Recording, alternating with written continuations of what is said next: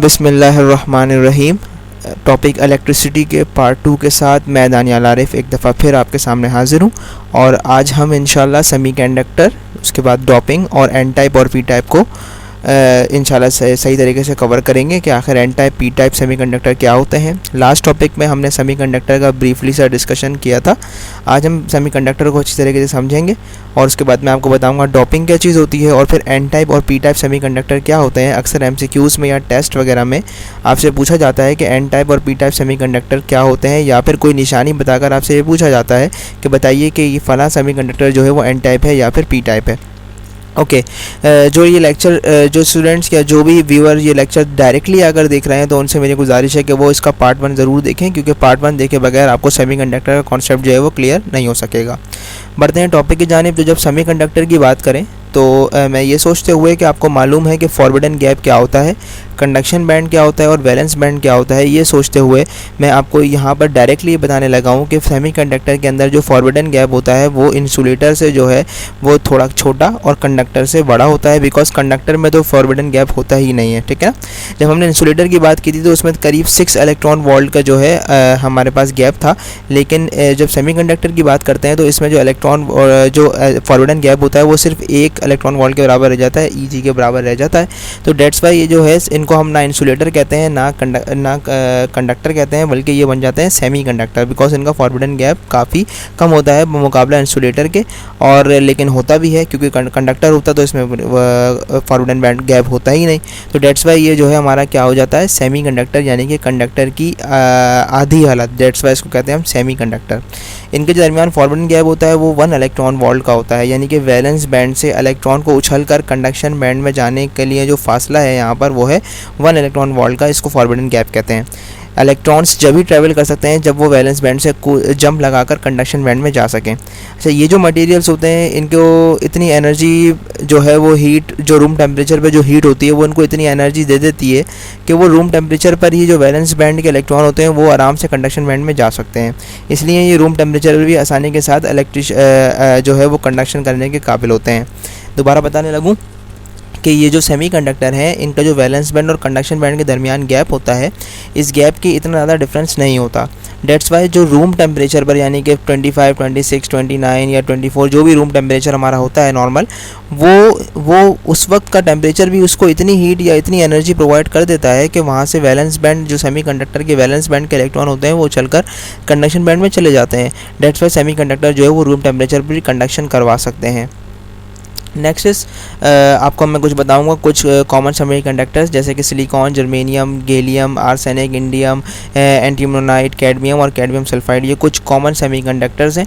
और अगर हम पीरियोडिक टेबल की बात करें, जो केमिस्ट्री में पीरियोडिक टेबल है, मॉडर्न पीरियोडिक टेबल है, उसमें जो सेमीकंडक्टर्स पाए जाते हैं वो कॉमनली और mostly group 3A, group 4A और ग्रुप 5A, ये 3 ऐसे ग्रुप हैं जिनमें ये तमाम सेमीकंडक्टर्स पाए जाते हैं।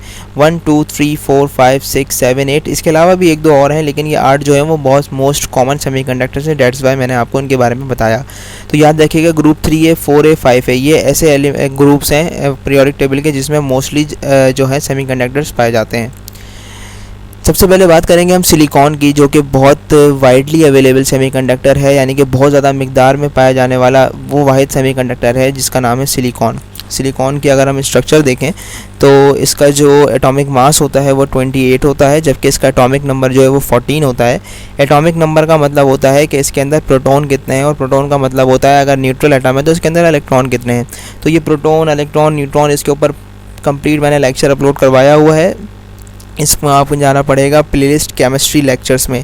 केमिस्ट्री लेक्चर्स की प्लेलिस्ट में जाएंगे तो आपको वहाँ पर ये टॉपिक मिल जाएगा। खैर ओके, क्योंकि ऑर्बिट के साथ ऑर्बिटल भी होते हैं तो ऑब्वियसली मैं उम्मीद करूँगा कि अगर आप मैट्रिक में या फिर इंटर में हैं तो आपको ये रूल पता होगा कि किस तरह से ऑर्बिटल फिल किए जाते हैं। अदरवाइज़ मैं इस पर बहुत जल्द एक लेक्चर अपलोड करवा कर केमिस्ट्री की आई थिंक इस पर लेक्चर अपलोड हुआ है, यस इस पर लेक्चर अपलोड हुआ है। प्लेलिस्ट केमिस्ट्री लेक्चर में आप जाएंगे तो आपको ये रूल मिल जाएगा किस तरह से जो है वो हम इलेक्ट्रॉन्स को फिल करते हैं ऑर्बिटल के अंदर। ऑर्बिट क्या होते हैं, ऑर्बिटल क्या होते हैं। वेल इस वक्त जो मामलात हैं वो ये हैं कि ये सिलिकॉन है, एक वाइडली अवेलेबल सेमीकंडक्टर है, और सेमीकंडक्टर होने के साथ साथ इसकी जो मेन प्रॉपर्टीज़ हैं वो ये हैं कि इसकी एटॉमिक मास जो है वो 28 है और एटॉमिक नंबर 14 है। जबकि लास्ट लास्ट वाले शेल में हमारे पास कितने इलेक्ट्रॉन्स आते हैं, 4 इलेक्ट्रॉन्स आते हैं। देखें पहले शेल में 2 इलेक्ट्रॉन आ गए, दूसरे शेल में 2 इलेक्ट्रॉन हो गए, टोटल हो गए 4। तीसरे शेल में आप मैक्सिमम जो है वो ये 2p है, 2p का मतलब ये है कि जो शेल नंबर 2 है ना, इसके बाद 2 ऑर्बिटल्स होते हैं, s भी होता है और p भी होता है। s अपने पास मैक्सिमम 2 रख सकता है और p अपने पास मैक्सिमम 6 रख सकता है। तो इसका मतलब ये है कि दूसरे शेल के अंदर टोटल 8 इलेक्ट्रॉन आ सकते हैं, 2 इलेक्ट्रॉन s ऑर्बिटल के अंदर और 6 इलेक्ट्रॉन p ऑर्बिटल के अंदर। ठीक है, जब हम P2 के कंप्लीट फिल करें तो जब 3 पर आते हैं तो 3 के बाद आपके पास sp होता है और p ऑर्बिटल भी होता है। तो 1s2, 2s2 और 2p6 ये होगा 10। जबकि यहाँ पर अगर हम आएँ तो ये 3s2 और 3p यहाँ पर 2 होगा, तो 10 + 4 14 हो जाएगा। तो लास्ट 3 के थर्ड जो शेल है उसके बाद 2 और 2 यहाँ पर 2 आएगा।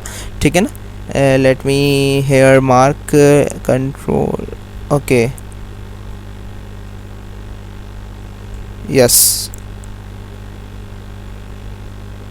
तो अगर आप यहाँ पर देखें तो यहाँ पर आपका आ जाएगा 2। ठीक है, तो टोटल 4 इलेक्ट्रॉन जो हैं वो लास्ट शेल के अंदर आपके पास मौजूद हैं। तो 4 वैलेंस इलेक्ट्रॉन इसके मौजूद हैं जो कि कंडक्शन बैंड के लिए काम करेंगे। ठीक है ना, यानी कि कंडक्शन बैंड से, वैलेंस बैंड से वो उठकर कंडक्शन बैंड में जाएंगे, या फिर यही वैलेंस इलेक्ट्रॉन जो है वो बॉन्डिंग बनाने के काम आते हैं। सिलिकॉन का कुछ स्ट्रक्चर आपके सामने कुछ ऐसा है। अगर सिंगल एटम होगा तो सिंगल एटम में पहले 2 इलेक्ट्रॉन, उसके बाद 8 इलेक्ट्रॉन और लास्ट शेल में 1 2 3 4 इलेक्ट्रॉन्स। अगर एक सिलिकॉन का देखें तो कुछ इस तरह से है, लेकिन जब जाहिर सी बात है कि एक मटेरियल आपके सामने होता है तो उसमें एक नहीं बल्कि हज़ारों की तादाद में या मिलियंस ऑफ अनकाउंटेबल जो है हमारे पास एटम्स मौजूद होते हैं। तो वो जो स्ट्रक्चर बनाते हैं वो किस तरह से बनाते हैं कि एक सिलिकॉन के 4 और दूसरे सिलिकॉन के 4 आपस में कोवेलेंट बॉन्ड बनाते हैं। यानी कि ये जो है, ये जो 2 इलेक्ट्रॉन है, ये 2 इलेक्ट्रॉन किसके हैं, एक इस सिलिकॉन का और एक इस सिलिकॉन का। ये जो इलेक्ट्रॉन है, एक इस सिलिकॉन का, एक इस सिलिकॉन का। ये जो 2 इलेक्ट्रॉन है, एक इस सिलिकॉन का और एक इस सिलिकॉन का। ठीक है ना, जबकि और ये जो 2 इलेक्ट्रॉन है इसमें एक इसका है और एक इसका है। तो ये टोटल 4 इलेक्ट्रॉन्स जो हैं वो आस पास के 4 इलेक्ट्रॉन्स के साथ बॉन्ड बनाते हैं, सिंगल कोवेलेंट बॉन्ड। इस तरह से कुछ इसका स्ट्रक्चर बनता है। अब बात करते हैं डोपिंग। डोपिंग क्या चीज़ होती है? तो याद रखें कि ऐसा प्रोसेस जिसमें आप किसी सेमीकंडक्टर में इम्प्योरिटी मिला दें, इस मिलाने को हम कहते हैं कि जनाब इसमें हमने डोपिंग कर दी है। ठीक है, याद रखें किसी भी सेमीकंडक्टर में अगर आपको इम्प्योरिटी इंक्लूड कर देते हैं तो वह इम्प्योरिटी इंक्लूड करने को हम कहते हैं कि जनाब हमने यहाँ पर क्या कर दी है, डोपिंग कर दी है। अब डोपिंग 2 किस्म की होती है, पहली कहलाती है एन टाइप और दूसरी कहलाती है पी टाइप। पहले हम एन टाइप को यहाँ पर कवर करेंगे। ऐसे एलिमेंट जैसे कि फास्फोरस, आर्सेनिक या एंटीमोनी, ये जो है ये पेंटावेलेंट होते हैं। पेंटावेलेंट क्यों होते हैं? क्योंकि इनके वैलेंस शेल के अंदर कितने इलेक्ट्रॉन होते हैं, 5। पेंटा से निकला है 5, ठीक है ना, 5। तो इनके लास्ट शेल में क्योंकि 5 इलेक्ट्रॉन्स होते हैं, डेट्स वाई इनको हम कहते हैं पेंटावेलेंट। सही है। इसमें हमने एक एग्जांपल लिया आर्सेनिक की। आर्सेनिक के लास्ट शेल में अगर आप देखें तो कितने इलेक्ट्रॉन्स हैं, 1 2 3 4 5, टोटल 33 इलेक्ट्रॉन्स होते हैं। लास्ट शेल में हमारे पास आते हैं 5 इलेक्ट्रॉन। अब एन टाइप की डोपिंग हमने कैसे की है, ठीक है ना, एन टाइप सेमीकंडक्टर कैसे बनता है, ऐसी कौन सी डोपिंग करने पर जो है वो हमारे पास बनता है एन टाइप सेमीकंडक्टर। तो यहाँ पर मैंने आपको बताया कि आर्सेनिक के लास्ट शेल में कितने इलेक्ट्रॉन होते हैं, 5 इलेक्ट्रॉन होते हैं। जबकि जर्मेनियम जो है वो एक सेमीकंडक्टर है। सेमीकंडक्टर जो है एक ऐसा जर्मेनियम जिसके लास्ट शेल में 4 इलेक्ट्रॉन होते हैं, 1 2 3 4। यहाँ का हमने शो नहीं करवाया, ठीक है ना, 1 2 3 और यहाँ पर एक 4। हमने इसके बीच में क्या किया, आर्सेनिक को इंक्लूड करा दिया, यहाँ पर डोपिंग कर दी। हमने डोपिंग की एग्जांपल पढ़ी थी, हेडिंग पढ़ी थी कि जब हम किसी सेमीकंडक्टर में किसी इम्प्योरिटी को ऐड कर दें तो हमने यहाँ पर क्या किया, हमने यहाँ पर एक फ्री इलेक्ट्रॉन को ऐड करवा दिया जो कि है आर्सेनिक। ठीक है, अब आर्सेनिक का क्योंकि लास्ट शेल में 5 इलेक्ट्रॉन होते हैं और जर्मेनियम के लास्ट शेल में जो है वो 4 इलेक्ट्रॉन होते हैं। अब इन 4 में क्या होता है कि एक जर्मेनियम का इलेक्ट्रॉन इसके साथ बिज़ी हो जाता है, एक जर्मेनियम का इलेक्ट्रॉन इसके साथ बिज़ी हो जाता है, ये वाला इधर का जो है वो इधर के साथ बिज़ी होगा और इधर का एक इसके साथ आ जाएगा। सिमिलरली इसका एक इसके साथ, इसका एक इसके साथ, इसका एक इसके साथ। अब जर्मेनियम के पास कोई एक्स्ट्रा इलेक्ट्रॉन फ्री नहीं है, तो जब 5 में से 4 बिजी हो गए तो एक इलेक्ट्रॉन हमारा क्या हो जाएगा, फ्री रह जाएगा, जिसको हम कहते हैं फ्री इलेक्ट्रॉन। तो ऐसा सेमीकंडक्टर जिसके अंदर आप पेंटावेलेंट एलिमेंट को एज अ इम्प्योरिटी ऐड करवाएं और ऐड करवाने के बाद उस पेंटावेलेंट इम्प्योरिटी का कोई एक इलेक्ट्रॉन बाहर रह जाए, एक्स्ट्रा रह जाए, तो ऐसे सेमीकंडक्टर को हम कहते हैं जनाब एन टाइप सेमीकंडक्टर। क्योंकि इस जो है इलेक्ट्रॉन के ऊपर नेगेटिव चार्ज होता है, इसलिए उस नेगेटिव के एन से यहाँ पर इसको हमने एन टाइप सेमीकंडक्टर कहा है। तो ऐसा सेमीकंडक्टर जिसमें नेगेटिव चार्जेस हों या फिर यहाँ पर जो है हमारे पास क्या हो, इलेक्ट्रॉन्स फ्री हों, तो हम उसको कहते हैं जनाब ये एन टाइप सेमीकंडक्टर है। अब बात करते हैं पी टाइप सेमीकंडक्टर की। तो कुछ एलिमेंट्स हैं जैसे कि इंडियम, गैलियम, बोरोन या एल्युमिनियम, ये ट्राईवैलेंट कहलाते हैं। क्यों ट्राईवैलेंट कहलाते हैं? क्योंकि इनके लास्ट शेल में कितने इलेक्ट्रॉन होते हैं? 3 इलेक्ट्रॉन होते हैं।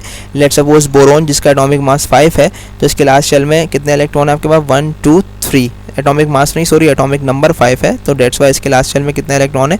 3 इलेक्ट्रॉन्स हैं, क्योंकि शुरू फर्स्ट वाले में सिर्फ 2 ही आ सकते हैं, 2 के बाद 3 बचेंगे, वो सेकंड शेल में जो कि लास्ट शेल भी उसके अंदर हमने इसमें एडजस्ट कर दिए। अब होता क्या है कि जब आप जर्मेनियम के अंदर बोरोन को ऐड कराएंगे तो बोरोन के पास है 3 इलेक्ट्रॉन। अब यहाँ पर ये 4 इलेक्ट्रॉन फ्री हैं, एक जर्मेनियम का ये वाला, एक ये वाला, एक ये वाला और एक ये वाला।